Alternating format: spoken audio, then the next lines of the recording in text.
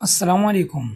آج کی ویڈیو میں ہم آپ کو دکھائیں گے کہ انٹرامسکولر انجیکشن یعنی پٹے میں دی جانے والی دوا کس طرح محفوظ اور درست طریقے سے لگائی جاتی ہے۔ سب سے پہلے صاف ستھرا ماحول اور تمام ضروری سامان تیار کریں۔ سرنج میں دوا بھریے اور بلبلے نکالنے کے بعد اسے محفوظ طریقے سے پکڑیں۔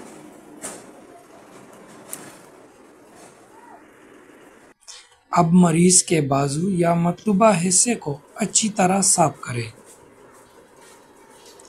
انجیکشن کو 90 ڈگری کے زاویے سے پٹے میں لگائیں۔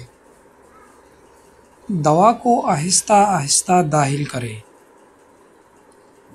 دوا مکمل ہونے کے بعد سرنج نکالیں اور انجیکشن کی جگہ پر کاٹن رکھ کر ہلکا سا دباؤ دیں۔ یاد رکھیے، یہ عمل صرف تربیت یافتہ افراد یا طبی ماہرین کو ہی کرنا چاہیے۔ غلط طریقہ نقصان دہ ثابت ہو سکتا ہے۔ اگر آپ کو ویڈیو مفید لگی ہو تو لائک، شیئر اور سبسکرائب کرنا نہ بھولیے۔